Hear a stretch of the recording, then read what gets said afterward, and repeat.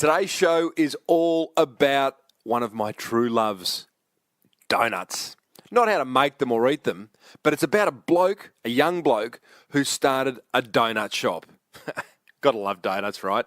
It's the award-winning Small Business Big Marketing Show, thanks to American Express. Well, I said, welcome to a small business marketing show, where successful small business owners share their souls to take your marketing straight to the lead. Now, here's your host, Mr. Timbo Reid. And welcome back to your weekly dose of marketing masala. I'm your host. There'll be a reason I said that, by the way. I'm your host, Timbo Reid, but you, infinitely more importantly, you're a motivated business owner and you're ready to crank out some great marketing to build that beautiful business of yours into the empire it deserves to be. Big show today. We meet Phillip Kuoch, the owner of Goldilocks Bakery and a donut maker extraordinaire. And I tell you why I'm doing this show from Mumbai in India. As per usual, team, there is marketing GOLD dripping from the ceiling over here at Small Business Big Marketing's HQ. So let's get stuck right in.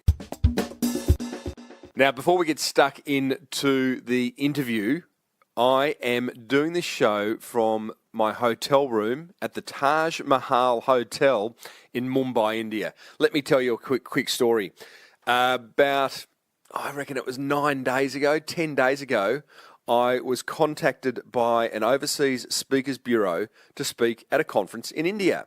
Now, I've had this happen to me before, where I've been contacted by a bureau out of Malaysia, this time out of India, and there is a scam going on to get speakers to divulge all their personal information, and then these people, not the bureaus, but some scammers go off and create a stolen identity, effectively.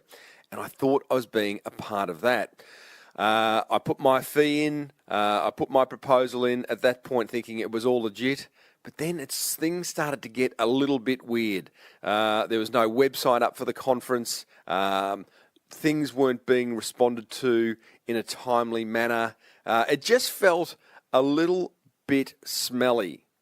I questioned it with some speaker mates over back in Australia. They agreed with me. And so I started to get a bit cold on the fact that I was excited by the fact that, hey, I'm going to Mumbai, never been to India before. And then I got cold on it as I sort of started to think this is a scam and I've been sucked in big time. Long story short, it wasn't a scam. I got the job on a panel at a conference called the Indian Economic Conclave 2018. And other speakers include Ariana Huffington from the Huffington Post, Jimmy Wales, who started Wikipedia, the Chief Minister of Finance for India, some Bollywood rock star actor, and the list goes on, and then little old Timbo Reid. So quite funny, really, how the world turns. I actually thought all my speaking had come to an end for the year, but here I am doing it from Mumbai in India. Did my session yesterday. It went really well. A room of 600 Indian entrepreneurs and decision makers, and it was pretty cool, really, and an incredible city. So, yeah, doing it right now. My hotel room's overlooking what is quite a beautiful city. The sun's rising. I'll take a few photos and maybe put them in the show notes for this episode. We'll see how we go. I'm a little bit jet lagged, so hence me rattling on a little bit. But anyway, thought I'd just fill you in on that story. I think now we should get on with the much more important topic of donuts. So my guest today is a fellow by the name of Phillip Kuoch. And Phillip is a young entrepreneur who has started a business called Goldilocks Bakery in Melbourne. He started it because his dad got rather sick. His dad bought the business and almost immediately upon buying the business got really crook and had to hand the reins over to start it to Phillip. Now, Phillip was studying, full-time university student. He'd never baked anything in his life. His mum and dad are Cambodian refugees. I'm guessing his mum's a really good cook, so Phillip would never had to have stood a foot in the kitchen except to eat her food. Yet he took on the challenge of starting this bakery. And one thing has led to another, and he's now started a little donut franchise called Goldilocks Donuts. And things are going pretty damn well for young Phillip Kuoch. He's also a listener of this show, and subsequently he'd sent me a fantastic pitch to get on the show a few months ago, which I certainly couldn't ignore. We cover a lot of ground, how he managed to, through tears and pain and all sorts of emotions, get Goldilocks Bakery into the success that it is today. We talk about how he's marketed it, why he's franchised it. He's done 24-karat gold dosons. He's got some incredible free media coverage, international media coverage, thanks to his innovative techniques, and so much more. He is a pretty clever fellow. So without further ado, let's go and meet Goldilocks Bakery's Phillip Kuoch. 3 years ago, you bought a bakery business. I want to know why, when you had absolutely no experience in that industry and were studying at uni full-time. I get that question asked a lot. But the story goes, when I was 21, my parents wanted to open their first business. And so we found this great bakery in Melbourne, and it was like perfect. The location was good. Like the customers and all that were, seemed really friendly. So yeah, they were really keen on buying this bakery. But then my dad's arthritis and back got really bad. Sorry. And so we were just days away from like signing, the purchase agreement and handing over the business and stuff. And so yeah, this happened. We just couldn't go ahead with my dad's condition because he was going to be doing mostly, of the baking stuff. And so we were screwed. So we're like, oh no, we don't have anyone to bake. And so things got really bad. So my mum couldn't do it either because she had to be my dad's carer. So it came down to young Phillip. Yes. So I just offered to step in with no baking experience, no business experience either. So jumped in, and the first year was hell. I didn't get much sleep. We will get into the first year. Tell me about that moment where mum or dad's looked you in the eye and said, Phillip, you're going to need to run this business. Or did you put your hand up? I put my hand up, but I was very young. I was very naive. I was like, yeah, I can do this. Like, let's. Did you do it to please your mum and dad, or did you do it because you wanted to run a business? I wanted to run a business. I was like, oh, cool, I get to be my own boss now. So I was like, yeah, how hard can it be? And it was very hard indeed. So this business is called Goldilocks, which I want to understand the name. There is some Chinese good fortune going on there, is there, or some kind of? Tell me about Goldilocks, the name. Yeah. So, we didn't name the business actually. You bought it like that. Yeah. So I actually really wanted to change the name, but I was a bit scared because I didn't want to change. And the business name when the business was doing really great. Yes. But then when I got in, I realized actually no one actually knew what the business was called. So we stuck with it since then, anyways. But it's kind of grown on me now. So was it a really tough year, Phillip? It was a very tough year. So, like I said, I didn't have any baking experience. So I used to start at 1 a.m. just to learn how to bake myself. I had a great baker who we hired, who taught me a lot. But I used to start at 1 a.m., go to sleep, bake for a few hours. Once everything was baked, I would take a nap, then wake up just before the lunch hour, help out with lunch, and then pack up and close the shop at 5, and then have dinner and go to sleep. And that was my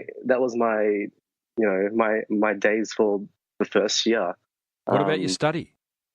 My study, I actually took a year off then because I just couldn't do it. There was too much going on. And Timbo, I used to stay up and cry after work because I was so stressed out. Really? Mentally. Yeah, really. I'm serious. I didn't know how I was going to go through it. Did you cry with someone else, or were you crying behind closed doors? By myself when I was sleeping at the bakery, upstairs at the bakery, yeah. So I used to pack up, close the door, and just go upstairs, have dinner, and just crying myself to sleep pretty much. And I'm guessing you didn't want your mum or dad to see that because your dad's sick and your mum's his carer and they had their own thing going on. Yeah, that's right. So I didn't want to, add any more stress into them and just show any sign of weakness. And yeah, so I held myself in there. Is your dad not showing a sign of weakness? Is your dad quite what's the word, strict, or looks to his son as someone who's tough and just get going, get on with it? Yeah, no, it's actually not that. It's just that my parents, my parents were refugees from Cambodia, and they've always worked hard their whole life, and so I wanted to do something, for them as well, and I didn't want them to, think that they couldn't do this either because it was their first time running a business too. But yeah, so I wanted to be strong for them and make sure that I help them, achieve what they want to achieve. I guess you draw some strength from that. As much as it must have been a stress, you would draw some strength from that as well. I understand you had previous owners trying to sabotage the business in year one? Yes. So I kind of went into this very naive because they were Cambodian as well. So we kind of built the relationship on oh yeah, you're Cambodian too, so you're gonna have our back. We'll and look after us. So with every business handover, you usually have 2 weeks or so for the previous owners to show you the ropes and answer any questions that you might have. So the previous owners helped us for about a week, and he just didn't come in after that. So we kind of had no idea what was going on. And on top of that, he didn't hand us any of the recipes that we needed to run the business. And then he also tried to get all the staff to quit the business as well, which meant that we would have no one to ask questions. But that actually turned out well for us because that pushed us to work harder. We developed our own recipes. We asked, customers' feedback about, how we were going and stuff like that. And we actually entered a competition same year, and we actually came third in the national baking awards in Australia, which is really cool. Yeah. Before we talk about when things started to swing upwards, when you're talking about that previous owner sort of not helping, there's a great saying by an old AFL football coach, which is basically if it is to be, it's up to me. And, whilst we could look to previous owners or, less competition around us or whatever it may be to help us along, it's really, and I think you'll agree, you tell me, but working on being your best self is what's going to get you through. That's right. Yeah, I discovered because this business was already doing so great, it was doing so well. I was so hung up on the fact, we're never going to be as great as them. But then as soon as I realized, I'm just going to be yourself. I'm going to make and bake the things that I want to bake. And I'm just going to listen to my customers and see what they think. That was when, our business really started to bloom and grow. And that's when we started making donuts. Hold your thought there. I'm looking forward to talking about donuts. There's a great learning there, Phillip. A great learning for anyone listening who is trying to sort of look to others for support. Well, it's okay to look for others for support, but the truth and the real answers of how your business is going to go is deep within you, right? The business owner. Yeah, that's right. Yeah, I mean, you're the only one that's going to run the business. No one else is going to be there to push you, Were you completely alone in year one before you turned things around? Did you have a mentor? Did you have a buddy? Did you have someone? I actually didn't have anyone that I could ask for help because I've never known anyone who's run a business in my group of circle. So I usually would confide in my friends and my family and just get as much moral support as I can. When I had a business question that I didn't know, I'll just use Google, try and ask people in forums, listen to you, of course. Nice. And to be honest, listening to you and all the other guests on the show has really given me lots of great tips and advice. It's priceless advice. Oh, mate, that's really kind. I send me an invoice. I'll. That's lovely. Can you remember anything in particular? Was there an idea from a past guest that might have kind of really kept you going, that sent you put you in a place where you thought you could do this? So Michelle Bridges, I've always looked up to her ever since The Biggest Loser. You've had her on previously, and just F and do it. Yes. That's always been my Hashtag JFDI, That's right. I think That's she said. right. And I've always, whenever I've ever doubted myself and like spent too much, time just pondering whether or not I should do it, I'll just be like, you know what, just do it and see how things turn out. And so, yeah, and I've also, you had the Chicken Man on the show the other time. Wasn't he fantastic? Yeah, he's awesome. So I've taken what I've learned from that episode as well, just putting yourself out there, have some fun, and see where it goes. And well, that's a classic example. His name escapes me right this minute, but a great story. I mean, he's sitting around his family, the Christmas table on Christmas Day with his mum and dad, who tell him we're going to have to shut the business because there's more going out than there's coming in. And I think the next couple of weeks he decided to start doing Facebook Live videos and having some fun around the shop. And, in the next thing he knows, he's got a line out the door, people coming from everywhere just to meet him because he'd become this kind of local celebrity and people loved him. So, it's amazing what we can do when we're under the pump. That's right, yeah. Thanks to American Express, we're chatting with Phillip Kuoch, who's the founder of the Goldilocks bakery business. Phillip, tell us about the moment then when you realised that all of this hard work was actually going to pay off. It was about a year in. So we won that first award, and that kind of, made me realise, hey, we're actually doing a pretty good job. Mm-hmm. What happened around that time was the Nutella donut, craze started kicking in, and Nutella donuts were everywhere. Everyone was lining up for Nutella donuts. And that's when I was like, hey, why don't we try making donuts, try and do something a bit more fun. So we started making Nutella donuts. We did really well. A lot of customers came in and bought that. We'll still add about, 20 donuts a day, which was heaps for us back then. And then so we started like experimenting with different flavors. So the next flavor we tried to make was a salted caramel. Oh, hello. Yeah, so it sounds really good, doesn't it? But yeah. I remember I gave some samples to some friends and I put way too much salt into the caramel. It was so salty. And then after that, I was just like, nah, maybe I'm not made for donuts. So I left it for a bit. But so a few months later, my bakers came up with these croissant donuts. So they're known as cronuts everywhere else, but they had their own take on it. So they made it one morning, so we tried it, and we're like, wow, this is amazing. So we posted it on Facebook. We made 6 on our first day. And then as soon as we knew it, people were coming all over Melbourne just to try these out because they've never had it before. And so, yeah, we started with 6, and then the numbers would jump to 10, 20, 50 to 100 to 200 a day. Wow. And then at our first pop-up store, we sold out in like 2 hours. And we sold more than 1,500 croissant donuts in 2 hours. How many? With 1,500. That was a limit of 1 per person as well. That is awesome. Yeah. You did a little experiment. You had it one morning from one of your bakers said, try this. You liked it. You'd put it on Instagram. Was that literally the Kickstarter that then, just created some virality? Pretty much. It was July 23rd. I remember the date still. But yeah, we posted it, and we started with 6 on the first day. Yes, and then ended up with 1,500. Where was the pop-up store? It was in St Kilda in Melbourne. So it was part of a festival, but people had heard about our donuts before. So a massive line started to form, in front of our store. We had about at least 100, 200 people lining up throughout the day.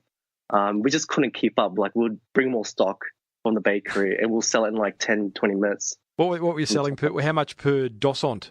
Well, this might sound really bad, but we started at $6 each first, and then we're like, hey, people are actually buying this. So the next day we did $6.50, and we just couldn't keep up with the demand still. So we're like, why don't we just increase to $7, see what happens? And people were still lining up. They wanted to buy 5 of them, 5 or 10 of them. So yeah, that's how we started. What a great story. I have a question around donuts. I love donuts, Phillip. Mm-hmm. I think watching some of the donut shops around, I think there's Walker's Donuts, and I think what's the one that closed recently? Donut Time. Donut Time. Now, they're reopening, aren't they? Yeah, they are. I've got a view. I think a classic hot cinnamon donut is one of life's great pleasures. Oh, it is. I agree. The smell, the taste, the comfort, the calories, everything about it is just awesome, right? I agree. Yet You agree? Yeah, 100%. Yet all these donut shops that pop up, like Donut Time, seem to over-engineer the donut. Why isn't there a shop that sells hot cinnamon donuts, nothing else? That's a great question. we do it. We do it in the mornings at our bakery, 5:30 a.m. We get lots of people coming in at 5:30 for hot cinnamon donuts. I know you've branched out, which we'll come to talking about the donut franchise you've started. And I think in doing it, I mean, I'm being half facetious, but also half serious, because also when a store sells one thing well, I don't know, it brings a certain cachet to it, you know, where you go, oh, they only sell hot cinnamon donuts. They must be the best going around. Well, I think, you know, if you're good at one thing, you should stick at what you're good at, not branch out too much and do too many things. Yes. Well, they do say one is a very dangerous number in business, but That's I don't know true. about that. It's I true. love a good niche. Yeah, it's good. So the business, Phillip, is going pretty well. The DOSON, you get the award. The DOSON is smashing it out of the park. You sell 1,500 at a local, what was it, a festival down at St Kilda. Am I right then in saying you went a little bit further and had a 24-carat gold DOSON? Yes. That happened. Why? Just because, you know, we love being over the top and extravagant. No, actually, I was actually looking for ways to generate some free PR because I was working on a very limited, non-existent marketing budget. So I was just having a look around and seeing, you know, what was being done.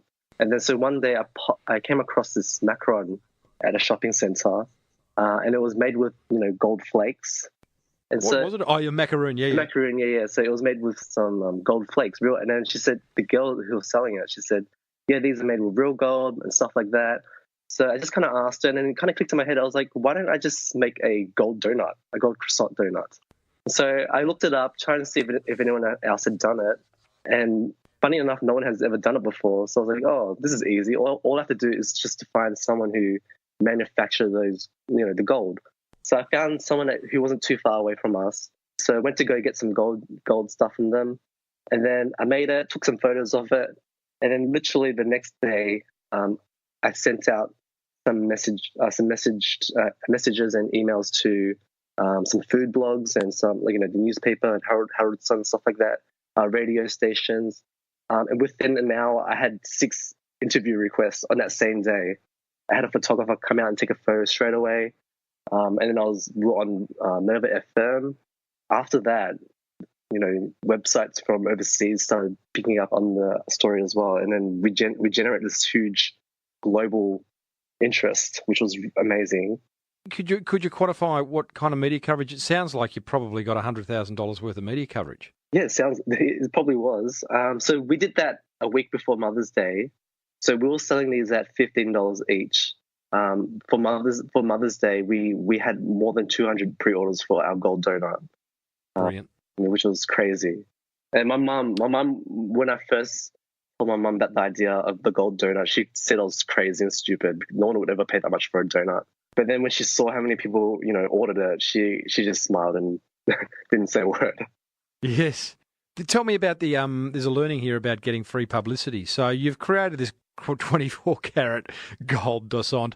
You don't say that very often. And you sell a few. You might sell a few hundred, but it's the media coverage that's the magic here. What was it? A simple letter? Was it a naive letter? Did you have a PR agent help you craft the letter that you sent out to the radio stations and newspapers? I actually just did it by myself. All I did was go on their Facebook page, click the message button on their page, and then just say, hey guys, we've just created this, you know, 24-karat gold croissants. If you'd like for us to send you a sample, just let us know. But yeah, everyone was interested in it because it was, you know, the first gold croissant donut in the world. So it wasn't brilliant. It was easy for us to get, you know, free press that way. This show is made possible thanks to American Express Business Explorer Credit Card, a card that lets your business expenses reward you. I asked Amex member Chris Gray, CEO of property buying business Your Empire, how he benefits from using his Amex. I use Amex for the whole of my business. Literally every single thing I pay in my business, even down to effectively my staff or my contractors and my rent at home, everything goes on the Amex card. Because with Amex, you get the most points for your dollar spent. And I convert those points into frequent flyer rewards points. I fly 10 or 15 times a year, only business and first class, including those beautiful A380 suites you get on Singapore Airlines where you get your own bedroom. And I fly for free. I don't pay for a single flight. But it's not all upside, or is it? So I've still got 1 million points because I spend so much money in my business. I've then got a pre-planned 10 trips for next year of where do I want to go. I need to find excuses to go to different countries. This is a massive first world problem, Chris. It is, but I'm willing to put up with it. So there's very few people that can force themselves through the pain barrier, but I'm willing to do it. I've trained myself. New American Express card members who apply and spend $3,000 in the first 3 months from the card approval date receive a bonus 100,000 membership rewards points. You got to love it when your business expenses reward you. Search Amex Business to find out how. New American Express card members only. Offer ends November 30, 2017. Terms and conditions apply. Innovation's part of the way you approach business, isn't it? That's right. Do you find time for it? Is it something that comes to you in the shower? What's that process look like? When I'm driving, I get lots of ideas because I'm always constantly thinking about work and business. Even just going out to see what other people are doing, reading online, listen to podcasts like yours. Just always having my ears and eyes open, and seeing where it leads it to. Good on you. Good on. There should be more of that. Anything else you've innovated around in business? In terms of product-wise, or? Oh, I don't mind. Product, process. Yep. So after the 24-karat gold descent, we created Australia's largest croissant donut, and that weighed 2 kilos. And we had an eating challenge for anyone who could finish it in one sitting in like 10 minutes. And that generated some free press for us as well. We were in the Herald Sun, got it sent out to radio stations. And a lot of food bloggers wanted to take it, do the challenge, so we supplied that to them. So that's a great idea. Is it fair to say that sometimes you come up with product ideas where you know you're not going to sell a whole lot and get rich from that, but it's all about media coverage? That's right. With the Gold Descent, I didn't expect to sell anything. I just wanted free media coverage.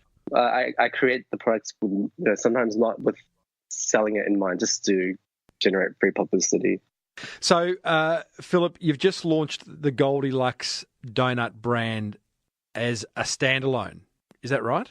Recently, yeah. So we started as a bakery at first, and then after our donuts started taking off online, we got approached by countless of shopping centres and really, yeah, people who want us to open at their shopping centres. We were offered money to set up, and they're willing to pay for our kiosk, our machinery. We were offered up to $100,000 to set up a shop. In a major shopping centre? Yep, in major shopping centres. Yeah, I said no to most of them because most of them weren't on brand with us. For example, we had a mall that wanted to put us in, next to the butchers, and I didn't think that was right for our brand, so I said no. Good on you. Yeah.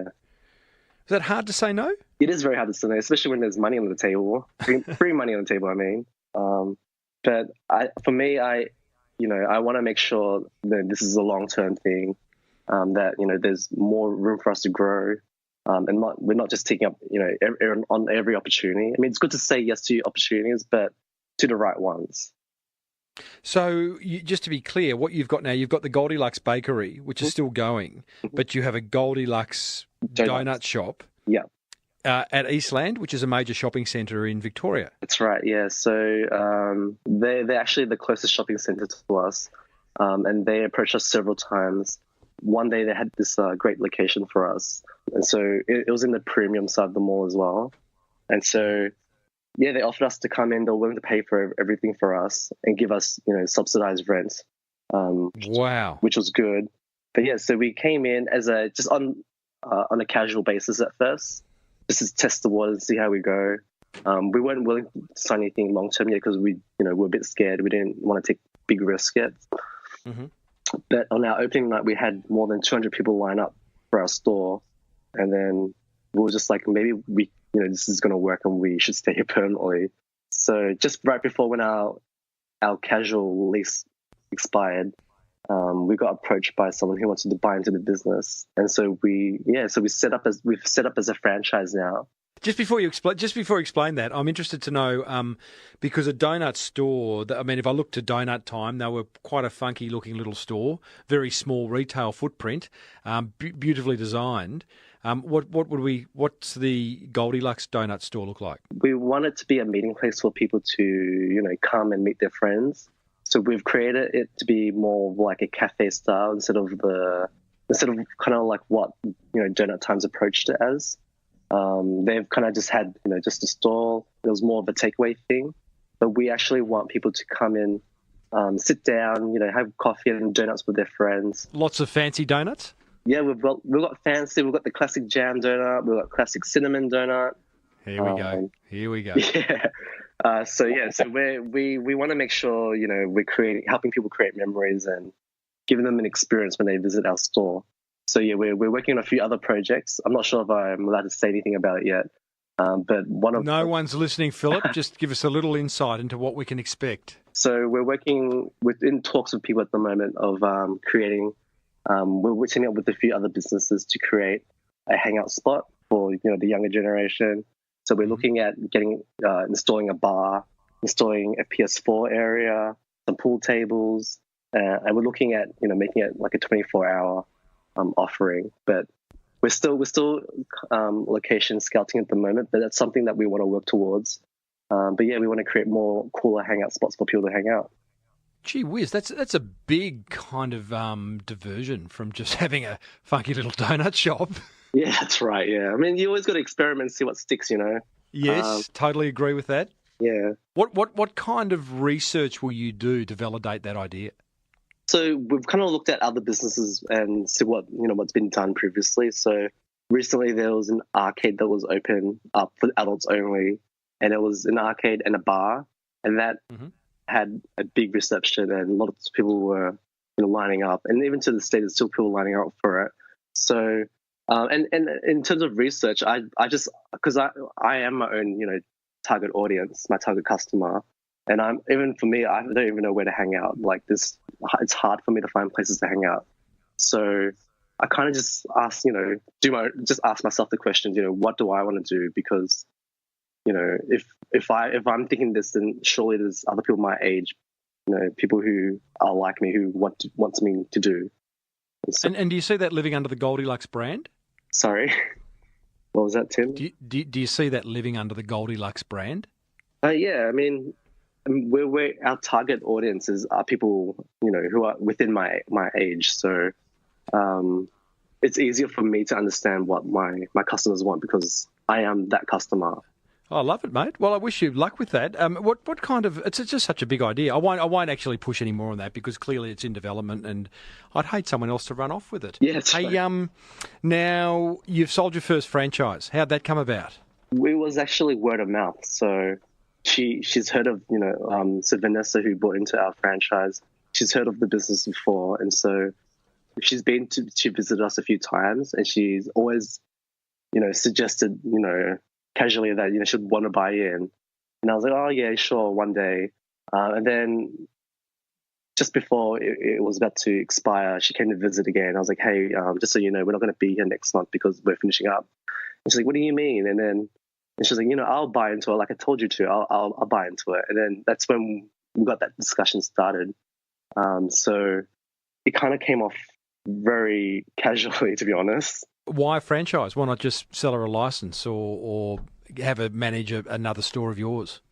Because I actually, my long-term goal is to open as many stores as I can.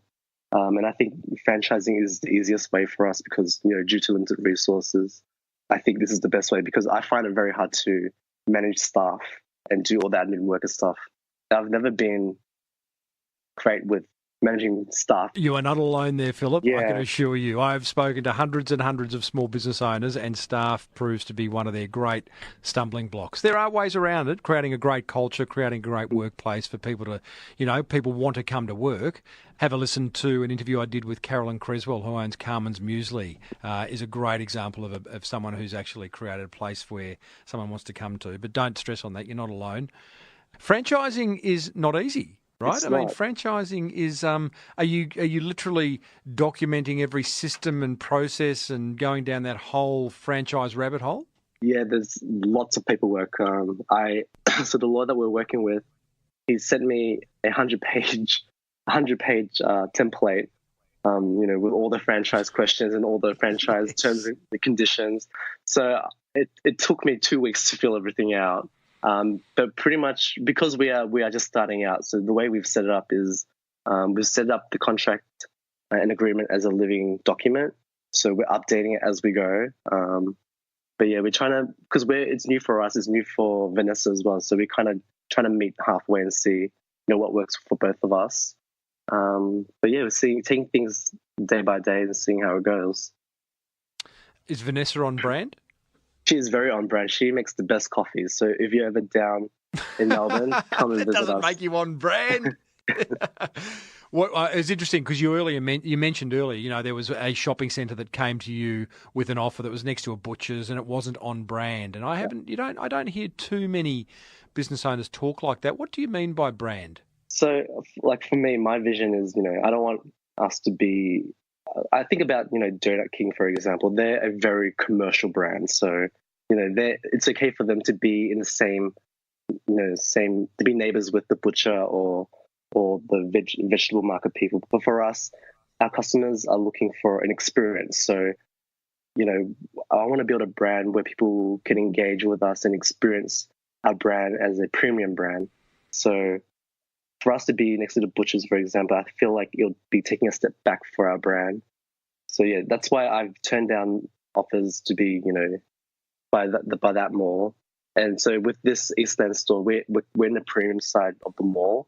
And so, people who walk down that area have more disposable money to spend and more willing to, be more willing to spend money on our donuts.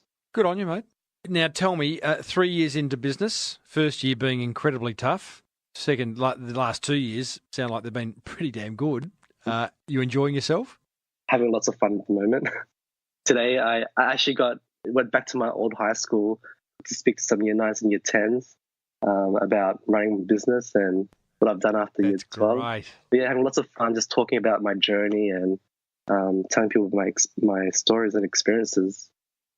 What's been the most memorable part of your journey so far? Because you're still studying, right? You're doing your Masters. I'm doing my Masters in data science at the moment. Of course you are, data science. Yes. That's a great connection to bakery. Why are you doing a Masters in data science? I finished my bachelor's end of last year. Should be donut science. It should be donut science. But yeah, I finished my bachelor's end of last year. And so I've had the first half of this year not doing anything other than work. So I'd come home after work. I'd be like, okay, what do I do now? Nothing else to do. Like, do I just watch TV or? So I was like, oh, I actually kind of want to go back to studying because I've always loved statistics and always been excited by data. So I was like, why don't I just go back and study part time? Just do this online. Take my time. No rush. And I think it's partly because I've always been used to being busy, I guess. Phil, you and I are complete opposites. You have, but there is something that brings us together. You love data. I hate data. Oh, we both love donuts. Yeah, that's true. It's a beautiful thing, life, isn't it? Yes, bonding over donuts. Yeah, that's right. We wouldn't be the first. We won't be the last. What has been the most memorable part of your short entrepreneurial journey so far? My favorite memory looking at the bakery has always been the early mornings, especially when we've had lots of orders. So my mum and my dad would come in and help us, and my sister is there as well. My little 12-year-old brother is there as well. The whole family is gathered together, and yeah, just we're all working and having a chat and having a great time. I think for me, that's bonding with my family through business has has been, the best part of it. It's also been the worst part of it because we've, fought a lot. But overall, doing this with them, asking help from them has really made me closer to them. So for me, that's the thing I cherish most. How's Dad? My dad's doing a lot better now. He is taking a lot of different herbs from that he's seen on Facebook. Yeah, he's buying all these massaging things that he's seen on Facebook. But yeah, he's doing a lot better now. He's looking at getting an operation later next year. I bet he's taking a lot of turmeric. He is. He's drinking a lot of turmerics, yeah. Good on him. Well, you need to create a turmeric donut in honour of your dad. I mean, he's the guy who bought the business in the first place. I think so. Come on. Well, I don't think it'd taste too bad either. It'll be made just for you. Hey, in our pre-interview, Phillip, you talked about suffering from imposter syndrome. You still got it? It comes and goes. But when it does hit me, it makes, as you would understand, it'll make you question whether or not you can do this or not. Even you've done a lot. Over the last few years, one of my biggest challenges has always been imposter syndrome, because I felt like I've never earned that success. And people, would come up to me and say, "Hey, you've done so much," but I'd be like, "Oh, really? I don't feel like I've really done much." I've had some tough days where I've kind of just, not tough days, but tough periods where I've just been like, kind of done business, excuse the language, but half-assed, Yes. not really put an effort in it because I didn't think I, deserve any of the things I've done. But yeah, I think I'm getting better. I'm trying to remind myself, it's going to be a journey, and that, things will get better, and that, I've done a lot already in the past three years. So, yeah. Good on you for bringing that up. I mean, you're the one who told me about it, so I assume it's okay to identify that in our interview, and know that, there are business owners out there who are full of confidence and bravado, and I personally look at them and go, wow, where do you get that from? And then there are those like you and I who sometimes question, how the hell did we get where we are? You know? And in those days, a simple thing to do is Google imposter syndrome, or Google who's got imposter syndrome, or Google what Hollywood A-lister actors have got imposter syndrome. And you will be reassured that you're not alone and in very good company. So it's a good thing. And I think being aware of where you're at as a business owner emotionally is really important, because it's tough. Yeah, I mean, I actually never knew what it was, the feeling that I had. I actually never knew what it was until you mentioned it on the show, actually. And that's when it made me realize, I'm like, hey, this is actually what I'm experiencing as well. And for me to know that other business owners are going through it has made me realize, okay, it's a natural thing to feel. And so, yeah, it's something that I can deal with now because I know what it is. Phil, 5 quick questions to wrap things up. How do you maintain a work-life balance, or don't you? Exercise. What do you do? I go to the gym at least 3 times a week. That's my promise to myself. I schedule it into my calendar so I don't miss it. What's the one thing you wished you'd known at the start of becoming a small business owner? Don't be so naive. Question everything. Okay. Well, I'm not here to judge, but a bit of naivety is beautiful. Yeah, but also say yes to new opportunities. To contradict myself, but yeah, say yes to new opportunities. Because for me, it's always been one opportunity has led to another.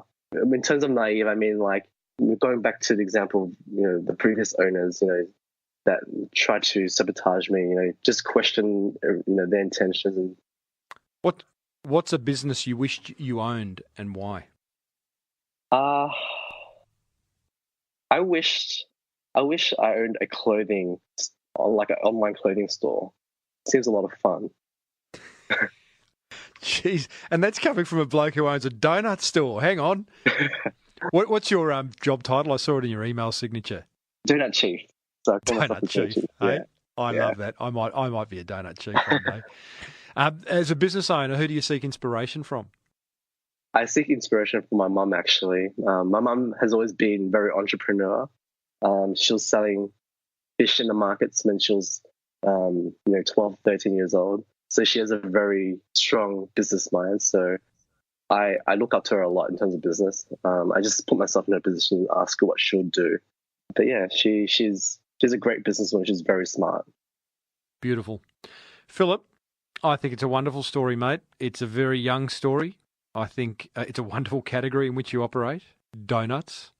And I wish you all the success in the world. If people want to find out more, they can check out Goldilocks, Golde Lux, lucks.com.au. They could visit the Eastland store. Where's the second franchise opening, Phillip?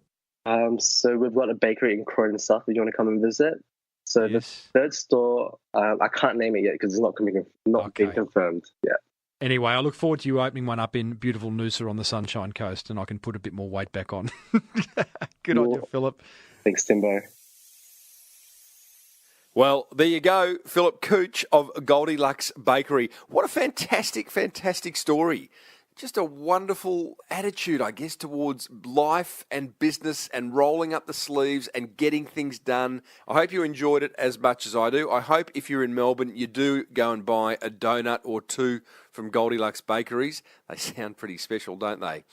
Let's take a look at my top 3 attention grabbers from that chat with Phillip, thanks to the very, very good folk at American Express.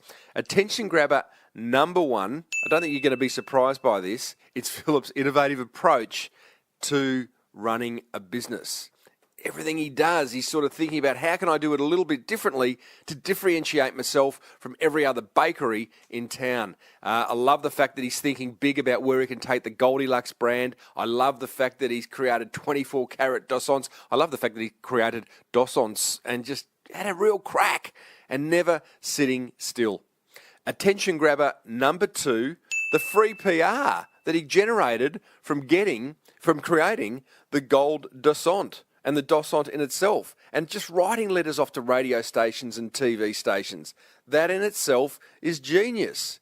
What can you do to be a little bit innovative in your business and get some attention? You might remember the interview I did a few years ago with Arthur Greeno, who is a franchisee at Chick-fil-A in America, where he was breaking Guinness Book of Records in order to get media coverage for his franchise. Love the free PR stunt. Attention grabber number 3. I just love the fact that he's in donuts. Hey, I was quite serious about the idea that there is an absolute opportunity for someone to start a hot cinnamon donut shop. That right there, my friends, is a niche an inch wide and a mile deep. That's what grabbed my attention. What grabbed yours? Head over to smallbusinessbigmarketing.com/441 and leave me a note. Well, we're going to leave it right there, team, as I head out into the Mumbai streets to check it all out, to eat some food. Maybe I'll find a donut or two and to see what's going on in this incredible city. Episode 441 was brought to you by the very good folks at American Express. Be sure to search Amex Business to find out how your business expenses can reward you. And I can assure you there will be some surprises in there. Great rewards if you are an Amex customer. And they've got some great small business products as well. Got some great interviews coming up, including a Thai store owner who had to make a major pivot once he realised there aren't a whole lot of people wearing ties anymore. Don't forget there's an entire back catalogue of interviews over at smallbusinessbigmarketing.com. If you love the Small Business Big Marketing Show, and why wouldn't you, then let another small business owner know. Or maybe let one know a day. Get their smartphones and download it for them. Show them what podcasting is all about. Until next week, I am Timbo Reid. Thanks for tuning in. May your marketing be the best marketing. Bye for now.